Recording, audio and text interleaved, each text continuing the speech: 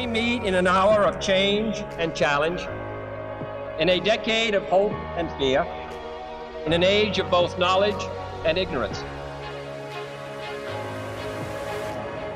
If this capsule history of our progress teaches us anything, it is that man in his quest for knowledge and progress is determined and cannot be deterred.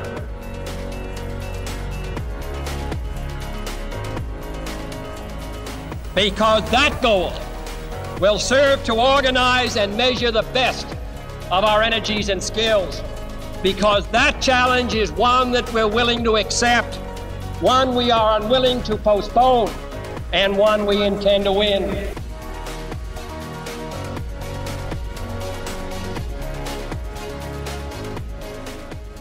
So we are here today with Al Puchala, the Chief Executive Officer of CapZone Impact Investments, and my personal mentor on all things opportunity zones. Welcome to the show. Thank you, Brett. I'm privileged to be here. Thank you for including me. Yeah, no, it's super exciting to talk to you. Last time we chatted, awesome conversation. Couldn't wait to get you on the show. So why don't we start off, though, with learning a little bit about you and your background and how you got into the finance world to begin with. No, thank you. I've basically been in finance for almost 40 years. I started on Wall Street after college, did a lot of corporate finance, worked in mergers and acquisitions, mostly in telecom tech media, but always had an interest in public-private partnerships. So my work in the 90s included going to Russia with my boss, Michael Blumenthal, who was at Lazard, who I worked for, to help set up the US-Russia Fund and help the former Soviets learn about capitalism, representing the US Treasury. Did a lot of work over my career on what makes a good public-private partnership work, from rural America to TARP asset restructurings, and including in the energy world. So a lot of my interests have been new asset classes. I worked in the late 80s on the first real estate securitizations, figuring out what residuals were worth, and just love the academic area. So the opportunity zones for me are right down the fairway. New asset class, interesting, and potentially very useful to help advance good social policy. Amazing intro, very succinct, but I'm going to bring you back into the past for a minute to tell us a story. Tell us a story just about something that happened when you were over there in Russia, and what was it like? It was the wild, wild East. So I was, one of the experts in public-private partnerships. There weren't many on Wall Street at the time in the early 90s, and the Berlin Wall fell. The U.S. Congress allocated $400 million to help the Russians now really learn about capitalism. And it was going to be a grant. And instead, to their credit, they made it a fund, ownership. So they sent Michael Blumenthal, the former trade rep, and he asked me to join him. We spent a few days in Moscow and working with the senior officials, both in the military and the government, and creating the U.S.-Russia Fund. It was really a new way to think about how ownership helps advance market movements, and it was very successful. And were you worried, though, about just like general stability of their economy at the time? I mean, they were just, it must have been just such a shock, being at the heart of the Soviet Union and then, experiencing this like radical departure from, the communist economic setup. Were they already aware of some of these like other new like market setups, or was this just a total learning experience from them, like from the first get-go? They were aware. I was active internationally for Lazard, especially in Eastern Europe and Poland and Hungary. So when the Russians wanted to fund also, there were models out there, but the Russian people are very industrious, and they kind of came to it, and there's a lot of work to do. So we were very proud to really create a platform that was Russian-U.S. cooperation, which we need more of today, actually, too. So. Yeah, it's a theme that that keeps coming back over time. It's funny, I'm like rewatching The West Wing now, and I'm just seeing these themes come back over and over again, and every 5 years, the same set of geopolitical themes all over again. Exactly. Hopefully, we'll learn from our mistakes someday. So, but that was a great experience, and really, finding especially how market forces can create public and private cooperation. Yeah. We use tax in this country. We tax people, and then we spend through federal credit programs and grants. But there are better ways to also put into the mix, which is how can you create a public-private partnership to let the private sector participate, but also have the government advance good policy. And that's one of the reasons, whether it's tax incentives or exclusions or grants, I'm very interested in finding ways to effectively help people, advance with government support. Can you break that out a little bit? When you say public-private partnership, I mean, you gave me the categories there, but for our audience, maybe just explain a little bit more of like what that means, what's the intent, and like what it even is the partnership. Sure. And what I'll do, I picked up Bill Gates's recent book, How to Avoid a Climate Disaster, a few weeks ago, and I read it, and it was a very good read. But I just want to quote a sentence, if I could, to help introduce that idea. So, Bill Gates is talking about how we need to address, of course, climate crisis, bring in private sector.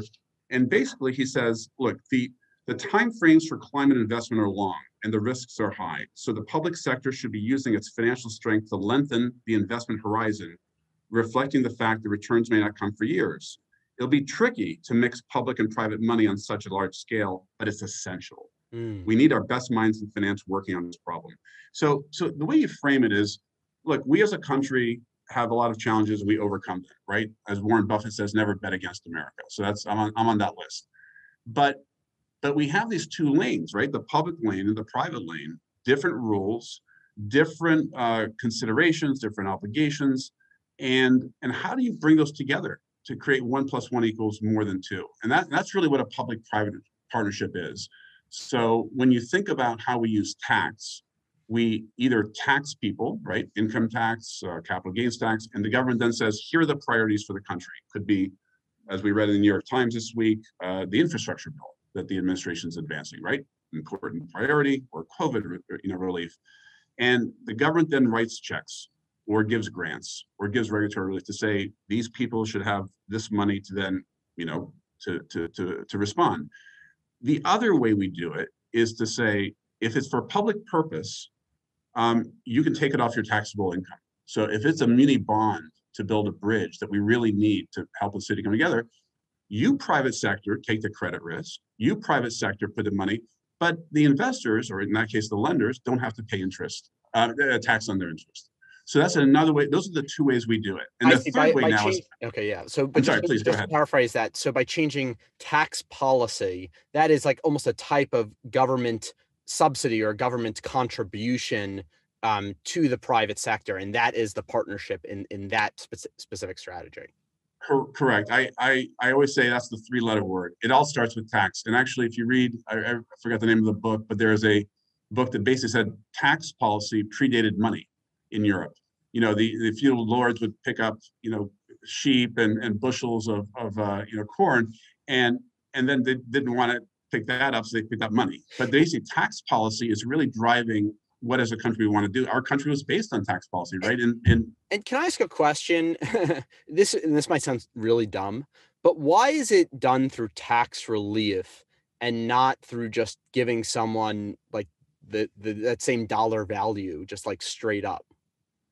The reason we use tax is we let the private sector party, the person, the corporation, the trust, make decisions that are efficient in the market. And we believe that as a capitalist country, and I think that's a great approach. Now, when you do something the government wants, you invest in a solar panel, right? Or you help people in a poor neighborhood get food, we then want that to happen. So we encourage and incentivize that private party to do that. And that's how the government, basically the other way of, rather than taking your money in the tax and then spending it on a program, it lets the private party allocate that capital. And that's just the other way it happens. And we do that for 2 major sources of groups. One is lenders, right? We say, hey, lender, you can, basically do something, and then people who like a muni bond don't have to pay tax on that interest, right? We encourage that to happen if it's for the public purpose. We also do it for charitable giving. If you give money to the poor or to the homeless, you can take it off through your 501c3, letter. So we've done it for lenders, for debt. We've done it for charitable giving, for grants. We've not done it for equity in large scale. We've done it for very narrow programs, a solar, tax credit, a light tech housing credit. What the zones are for the first time in American history is a blanket equity subsidy for letting the private sector party allocate capital. That's why it's such a transformational approach. And that's the third strategy that you're referring to of Yes. the types of public-private partnerships. And when you say zone, you mean opportunity zone. I mean opportunity zone. And it's an interesting way that the law was passed. But what happened was across the aisle, Republicans and Democrats, liberals and conservatives said, how do we solve poverty using location-based subsidies? It's a different approach. It was used by Maggie Thatcher in England. Jack Kemp tried it here, but never really took off in the US until now. And the reason being, we are very specific on how we allocate incentives for equity. We give people, again, the LIHTC housing credits, the solar tax credits. And it's hard to let the equity investor have a blanket program because it's just something we haven't done as a country. This is the first time we've done it. And when did this start? And what was the first instance? Well, this is the opportunity zones. So the opportunity zones are saying you don't have to go to the government for a certificate and approval. You basically have to do it right. The money really has to help the low-income community. But if you do it right, you don't pay tax on your capital gains, on your forward gain of what you create, and even on your old gain that you used to fund the deal. It's such a transformational new idea, and it's really, I think, going to be underpinning this administration's agenda on climate, on traditional transportation, and also on racial and gender equality. It's across the board. But when did this come about? Was there a law passed? How did this get structured? Is this in the last 10 years, last 5 years? When did the opportunity zone thing happen? Sure. So I think it was 2015. Jared Bernstein, who's currently the president's advisor on the Council of Economic Advisors, is a very prominent economist and a great thought leader. He worked across the aisle with conservative economists and wrote an article and said, here's how it would work if we were able to put in place the program. People who have capital gains and don't use it to put into low-income communities, maybe we'll give them a tax break, but it's really got to go into the community. It really has to help the people in a way that these communities have not achieved their share of capital. That became an academic article written in the press in 2015. It was put into the tax bill in December 2017. So it was just an idea. Someone wrote it. It was a good idea. And then 2 years later, it becomes national law. It goes into the December tax cut bill in December 2017. And it's the law of the land 2 weeks later. Amazing. In January 2018. And that's why there was no major congressional testimony or draft regulations. It was just a 15-page law in the tax bill. And the idea here, just to paraphrase, is that what you want to help is poverty, and poverty happens to be geographically clustered, and the way money is spent sometimes, and kind of like moves around, also happens to do with that geography. Like I work in an area and then I spend money in that area. And so the idea is by incentivizing economic growth on a geographic basis, you can lift a community out of poverty. That's like the main problem that is being tried to solve. Is that right? That is correct. My father was a social worker in the South Side of Chicago in the 60s. And that's his point, is that even if you help one family or one individual or even one block, you're still an oasis, right, in something that doesn't work. And the reason, that the Upper East Side of Manhattan is very popular is because other people have invested over the years, right? I mean, there's a network effect to capital. So you have to almost have a catalyst event to allow that community to share. So I think it's, again, an unbelievably powerful approach, but really unprecedented in American history. And so when you say equity investments, like, what do you mean? What counts as an equity investment in one of these geographies? Sure. So this is, again, a very particularly strong aspect of the law. It's any ownership security, if you will. So it could be common stock, it could be preferred stock, it could be, I think, other flavors, but it has to be an ownership stake. So this is not for lenders directly, although we'll find out lenders also now benefit from the law. They're getting CRA credit. The Federal Reserve offered them that last year in a rule. But what you really have is any investment of ownership, either common or preferred stock, let's just use those two approaches, that is funded by gains that are capital gains and properly invested, by being invested, will get 3 tax breaks. Will basically not pay tax for a while on what you owed in getting that first gain. Will not pay as much tax as you would have paid if you hold it for 5 to 7 years. And by the $100 going into the zone, the new gain, the 100 becoming $300, no tax due on the new $200. Again, by being held 10 years. So this is a way to say, if you really invest for the long term in these communities, in any sector, it could be a water facility, it could be a multifamily, it could be an early stage innovation district, it could be a house. That investment, if properly monitored, will give the owner a benefit from tax, and that's a very powerful thing. So you're saying it could be like a business, like if I were to open up a laundromat, would that count as something? It would, but here's the thing, Brett, that's very interesting, because I'm just very focused on how this law rolled out. So when this 15-page law was passed and became the law of the land in January 2018, the law just said, by investing the equity in a zone, one of these basically 9,000 census tracts, it represents over 10% of America by geography.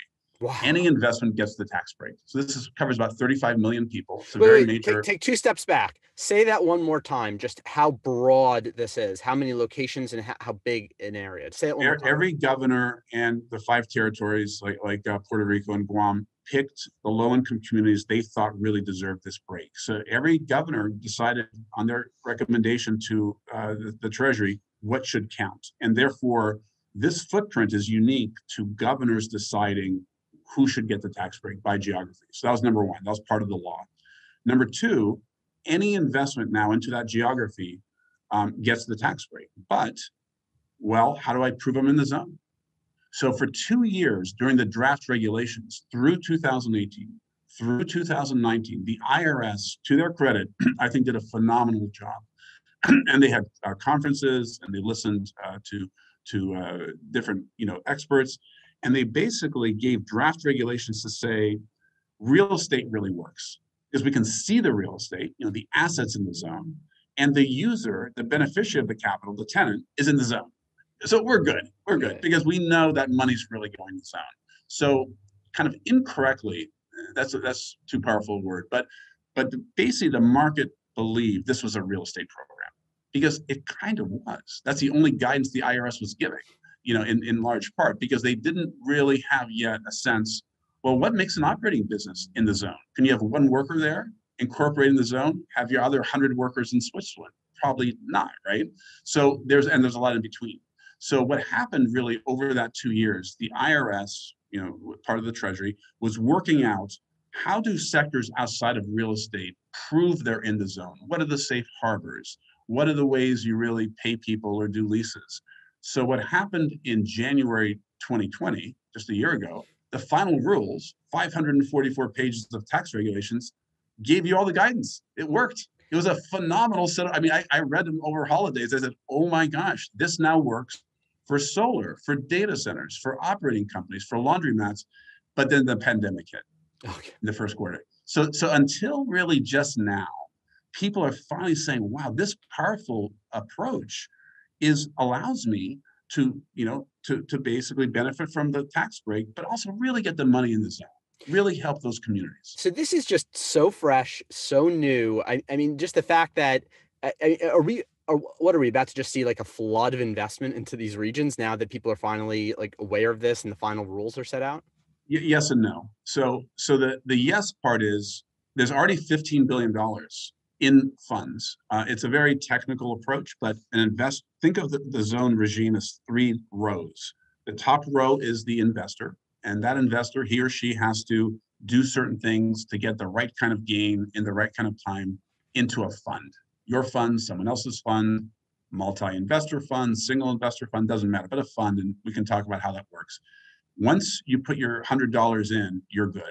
Then the fund basically now has some time to put it into a business in the zone, and at the bottom row is the business. So there's already 15 billion from investors into funds. That's already proven and disclosed to the experts. Some people think as high as 75 billion, but that's already moved today under draft regs and only the pandemic. What I believe is much more will come.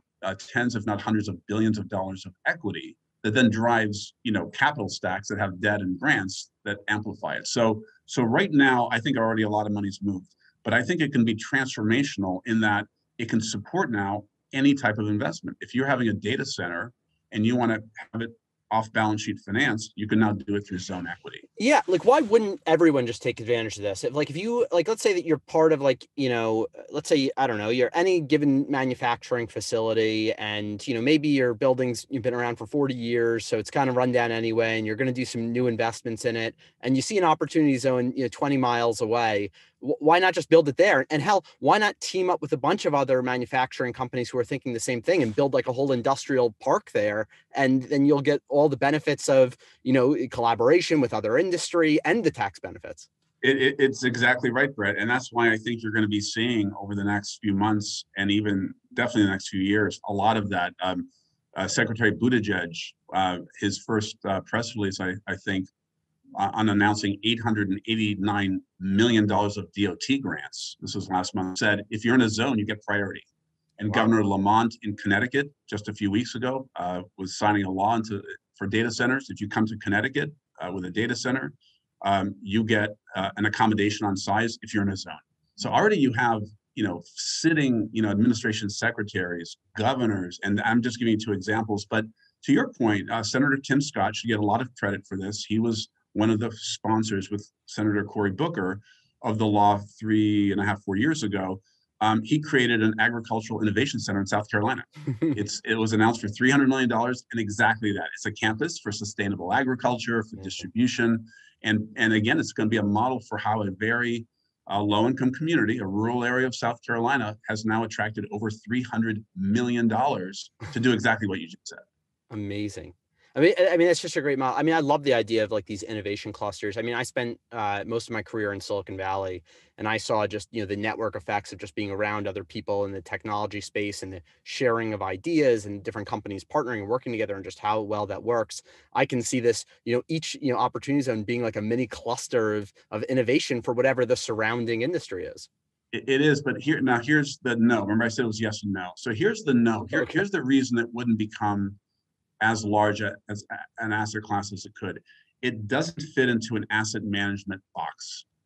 Asset managers by and large, and I've been one before, really work on creating a fund that has limited partners, right? Who give you a commitment, who pay you management fees to go find good deals, to be disciplined on making sure you're investing. And that's a great model, and it's helped America, and I believe in it. But this is not that, because the time frames are compressed. The IRS is very clear. They don't want money sitting around in funds. They want to help those communities, which I think is correct.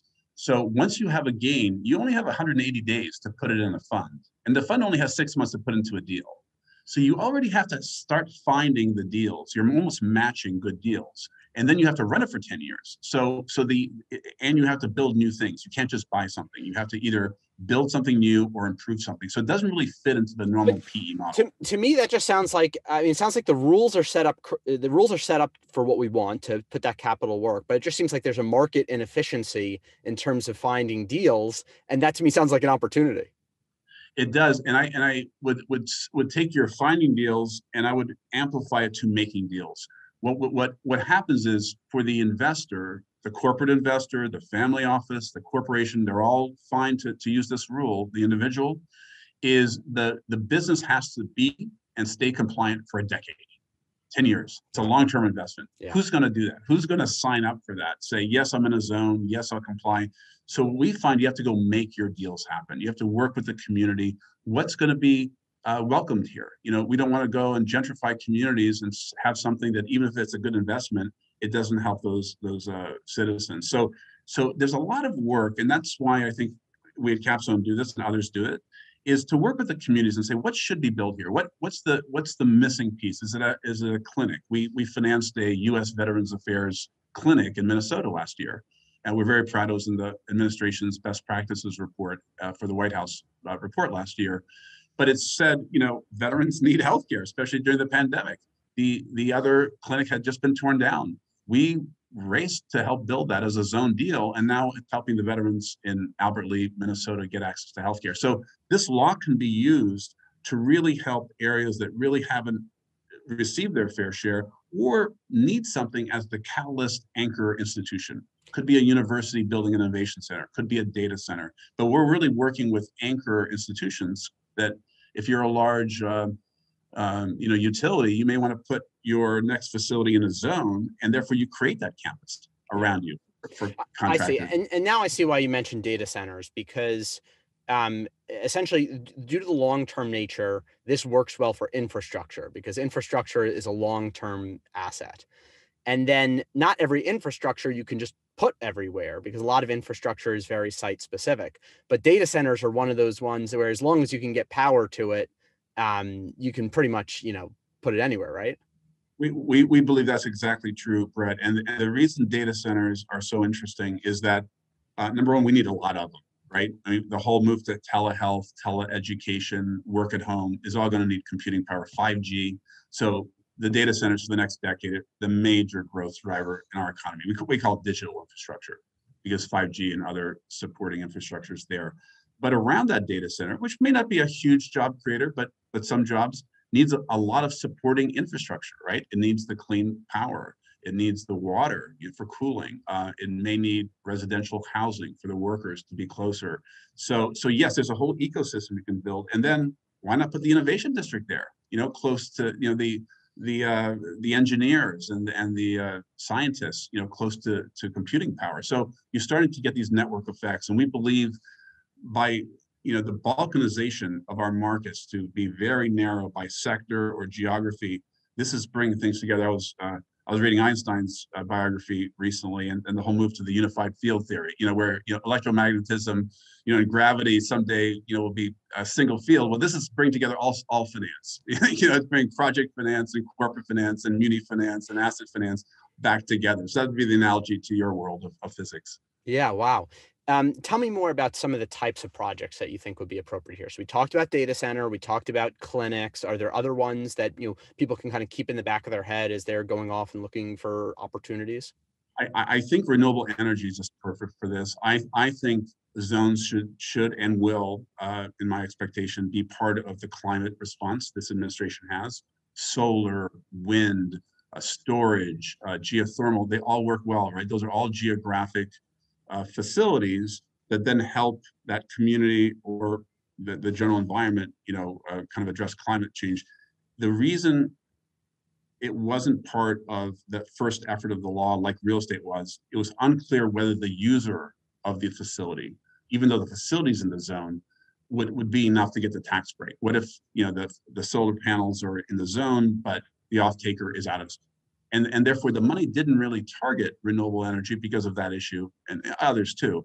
It now works because the final rules cleansed everything. There's so many safe harbors, and the experts now are very agreed that it works for solar, it works for wind, and it also works for many small things. Usually, to put a lot of money to work, you needed a big nuclear plant or a big utility scale facility. Now you can do resi.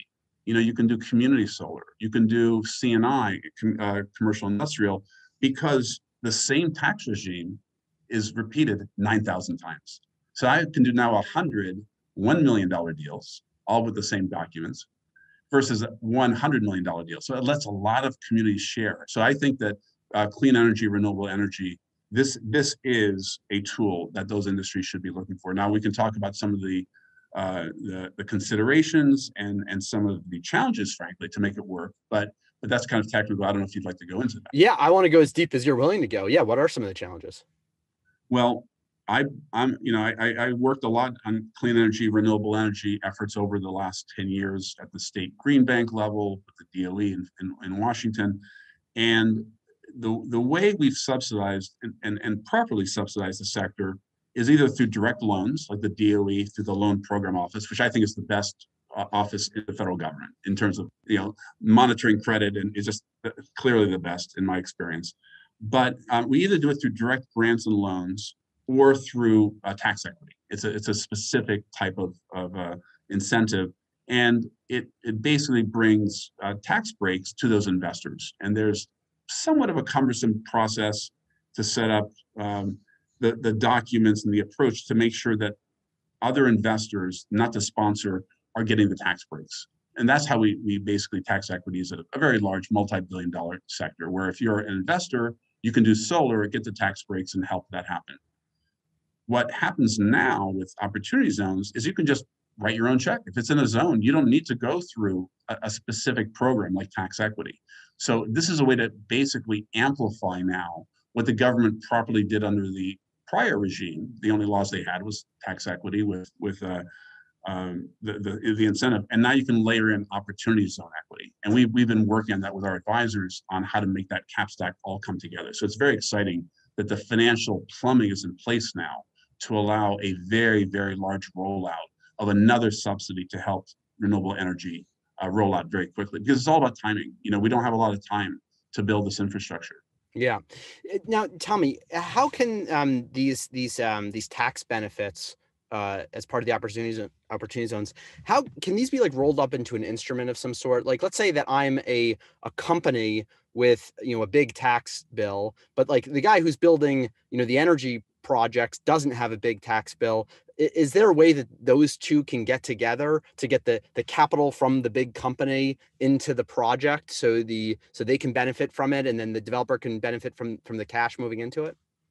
That's true, Brett. It's a very flexible approach, and the IRS basically gave guidance to that effect, which is they want a lot of flavors of opportunity zone investment occur. So it all starts with a gain, right? It's so interesting. The accountants are in charge of first base, because if you don't have a gain, it's not a direct participant in the program. So if you could be a taxpayer without a gain, can't play directly. You could be a non-taxpayer, a public pension plan, endowment, foundation, you don't play directly. So it starts with a taxable investor, but any taxable investor, even foreigners with US tax obligations, can participate. Corporations, family offices. The estimate, there's $6 trillion of embedded and unrealized capital gains. So this is so the addressable market for capital is $6 trillion. Bigger than the muni bond market today is only $4 trillion. When you say unrealized capital gains, you mean that the corporation has essentially kind of already made the money, so they know that they've got it, but they just like haven't taken it out of the investment yet, so they haven't realized what's going to give them that tax liability. Is that what you're saying? That's correct. So if you're a large corporation, you have a balance sheet, right? You own things. You could own a factory, you could own a distribution network, you could own real estate. If you sell it and you get more than what you paid for it or depreciate it down, you owe a capital gain. So until you sell it, you don't owe that gain. So many corporations, many families, over generations, many individuals, high net worth, are sitting on unrealized capital gains, assets that if they sold, they would owe tax in that year. So that, by design, was the program's target. Let's release that. That's sitting on the sidelines. That's private capital not helping our distressed communities. And that's why these economists who created this program, I think, were so brilliant. Now, how do you get that corporation or high net worth individual to sell his or her stock or stamp collection? Any asset is good. Well, where are you going to put it? And do you get a tax break? So you have to create the deal flow to encourage the investor to trigger. So that's what's going on right now. And we see a lot of creative approaches where corporations are saying, I bought that factory for $100 million. It's worth $1 billion. If I sold it, I owe $900 million in tax on that. But if I use this program, I could sell the $1 billion factory, take all $1 billion, invest it in my core business in a zone, go to one of these zones, not pay tax for a while on that gain, pay a little less. But if the billion becomes $3 billion in my core business, no taxable income on another $2 billion. See, what I'm saying? So you can own your own path using your own gain. But the corporation could also say, I don't have a gain. So I'd like to still build that factory in the zone to help those people. And by the way, zones are the S in ESG. It's the social piece. Most of ESG has been E. The solar, the wind, the geothermal, hard to scale S. This is the scaled S. But how do I then, get someone's money to help build that factory for me? I'll be a tenant, I'll write a lease. And now all of a sudden the family office, the insurance company, the high net worth individual says, I've got the $1 billion and I'd like to not pay tax. I'll build that for you with a lease. So that the deals are coming together now saying, I want to be a user of that capital. I want to be a provider of that capital. who's going to put it all together? And that's what we and others are working on. Okay, that's just what I was going to ask you. I was like, so how do you do this matchmaking between the people sitting on all these unrealized capital gains and then the people who want to create infrastructure or trying to create an asset in the opportunity zone? No, great question. And what we decided early on when we built CapZone, we were one of the first funds in the country in March 2018. The regs hadn't even come out, but we read the law and said, this market needs a solution. And our solution starts with knowledge and data. We tell people before you either write a check or accept a check from a zone investor, what should get built, what's the right structure, what's the right asset that should be built in that zone. So we have within CapZone something called CapZone Analytics. It's one of our businesses. We're a fund in Connecticut, but we set up one of our businesses to provide that service. So the first thing we do is help people think through, oh, I'm a Fortune 100 corporation, or I'm an individual, and a lot in between. What should I do? I have gains, but I also need capital. Maybe I'm on both sides of the trade. So number one, it's about knowledge and data. Number two is to make sure the entire ecosystem around the investor understands what's happening. This is not going to happen without that investor's accountant, lawyer, wealth manager, corporate treasurer understand, right? Yep. Because remember, they're not asking the IRS for approval. They're doing something they don't frankly even have to disclose, but that's going to change, I believe, to some degree on disclosure in a good way. But right now, they just do it. And in 10 years, you show up at the IRS, and if you did it well, then you don't pay tax. And if you made a mistake, you'll probably pay tax and a penalty. So there's a huge premium on getting it right. So we want everyone to get it right, whether it's with us or in general. To me, that sounds a little bit risky. Is there any way that you can go to the IRS as you do it and say, hey, I just want you to look over what I'm doing right now, just to make sure that this is all squared away for me to take advantage of this structure? And that way, 10 years from now, like I don't get a big surprise bill?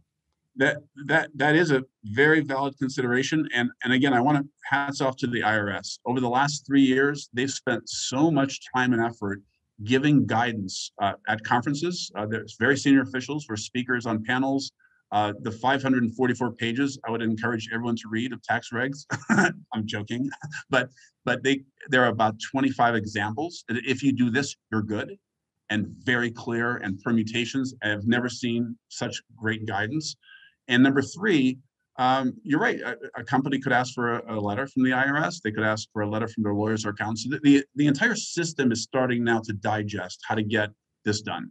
But do you see hesitance from potential investors just because it is so new? I mean, I know that you're helping inform that's part of what you do, but have you ever seen like a clear match that could have happened, but at the end of the day, the investor was just like, you know what, this is still too new. I don't want to do it. I'm scared that this is going to lead to me having tax troubles down the road. So I'm just going to hold off until it becomes more. How many times can I say yes?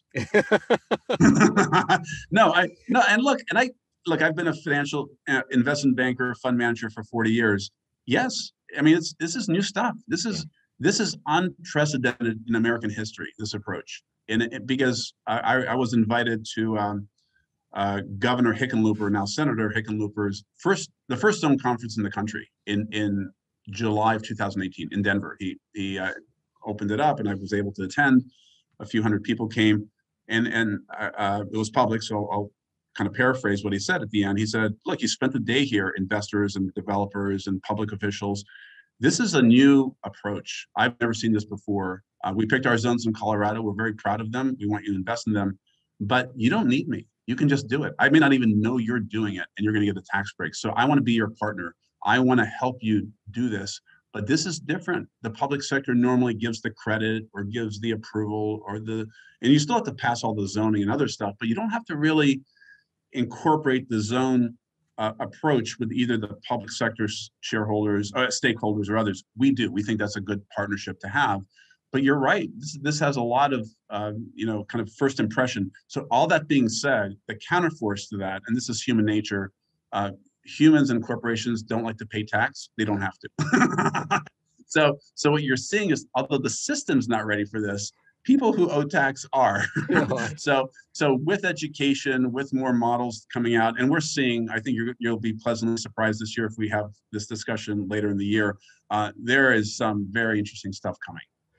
And I think people who are very sophisticated, for instance, it was disclosed a few months ago, the three space entrepreneurs, Bezos, Branson, and Musk, with the space launch facilities in the South, are all using zone equity. Fascinating. Literally where the launch pads are going, that's inside of an opportunity zone. No way.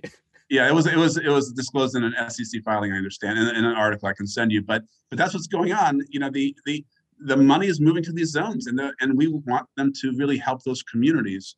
So we're trying to have everyone tap them appropriately, and they need knowledge first. They need trust to make sure it's happening, because many communities have been burned, and we think this is the public-private partnership approach that's correct. It's kind of at the deal level with those disciplines for the business plans, for the cap stacks, but also it's the umbrella from the government saying we believe in this. This is why it's such a powerful tool. Amazing. Okay, a couple more questions for you. To help with the risk that maybe some investors might see, or some companies might see, is there anything like almost like an insurance policy? Are there insurance policies against taxes, like where like another company, a third party auditor can come in and say, yes, don't worry, like you did everything right, and we'll even back you to prove that. That's where the market's going. So I'm a former mergers and acquisitions banker, and some of my deals were very complex and very large. You get opinions, right? You get a legal opinion, you get an accounting opinion. So no, and we were working with many very established accounting and law firms. All the zone teams now are being built. So this will be industrial strength, I believe, in the next few months. It already is, and we're very excited. It's amazing timing, especially with COVID coming to an end, right around the corner. I mean, for the first time, people are going to be going outside. People are going to be building new things, building new businesses, like getting ready for people. I mean, I just see like, I love going to like some areas that, they turn like an old industrial park into like a bunch of breweries or something like that. I could imagine a bunch of those popping up, just find a part of town that's zoned a little bit more industrial and bring your business there. People are ready to go out. People are ready to spend money. Brett, that's exactly not just the letter, but that's the spirit of the law. Is many of these places have been overlooked. Money has gone to some of the capital centers in this country. And this is a way now to democratize access to capital. And what's nice about the rules, again, not to get too technical, but it's encouraging new construction, new money to hire people and get things built. You can still buy something. You can buy something from George, who lives in Europe. You haven't helped the zone yet by giving George a check, but now you own it. The second way you can also get the incentives to improve that property. You have to double basically the money in it. So there's even a way to buy something and improve it, but it's a little trickier, right? You got to make sure it happens, or else you don't get any tax break. But the heart of the program is to build new things, is to help people get new clinics and schools and data centers. So we think this is going to just be a rollout of not just capital, but the human and intellectual capital that goes with it. That's what's really missing. And we try to tie that all together. Yeah, it reminds me, I don't know if you know the name Mark Andreessen, but he wrote this article maybe about a year ago where he's like, America needs to get back in the habit of building things. And I couldn't agree more. And it just seems like that sentiment paired up with this structure. Like that's the revolution we need, especially because, sorry to interject some, I don't know if you call this like political commentary, but like we've never been more polarized than ever. We need our country to start thinking about like ourselves as more of like a community again, like one joint community, as our country built. And what better way to do that by building stuff? How can you disagree with that, right? I mean, we all have different views. It's a spirited discussion we're having in this country in general. But the one thing I find is when you say, look, this community has been poor for decades, maybe centuries, let's give it a chance, right? Let's try to see if we can be a catalyst. Let's bring a facility there. That's where the federal government can actually play a role. They can be that first money in, now that trillions will be leaving Washington for a home. But if that money wants to be doubled, tripled, quadrupled with private money, the zones are the perfect way to do that. So you get the E, S, and G, right? You get the E from focused on sustainable infrastructure. You get the S by these low-income communities. And the G, especially with this new impact law that Senators Tim Scott and Booker are now proposing for that, measurable impact. What were the jobs? What's the economic activity coming? You're going to have the G now on governance. So this is really ESG at scale. That's what zones are. You seem to know a lot about politics, a lot about the law, a lot about finance. Where does this come from? Your personal interests in this space and your ability to dive so deep into these very complex topics. Do you have a sense of kind of like where you got this drive from? Comes from your parents, right? And your friends and where you grew up. And I'm very fortunate, and many people weren't, to grow up in a family that really cared about more than just your own material interests. And I believe that bringing in people who aren't just in finance into this regime is important. I was brought in, I love finance. I was trained by some very fabulous professors in my career. Professor Emma Jordan at Georgetown Law School was my mentor. She is a finance expert and helped me think through, once I was working on collateralized mortgage obligations at Shearson Lehman in '87. She said, how could this be applied to help the third world debt crisis? And I wrote a paper that ended up being the first academic piece on non-real estate securitizations in the Columbia Business Law Review in 1989. So I've always believed good ideas shouldn't stay just within finance. They should help people. And this is just a great way to have that happen across sectors, across geographies. So we really want to be generous in our ideas and our introductions and make sure everyone can benefit from this law. Al, couldn't end on a better note than that. Thank you so much for taking the time. Really appreciate it. Thank you, Brett. Take good care. Awesome. Bye. Our leadership in science and industry, our hopes for peace and security, our obligations to ourselves as well as others, all require us to make this effort, to solve these mysteries, to solve them for the good of all men and for the progress of all people.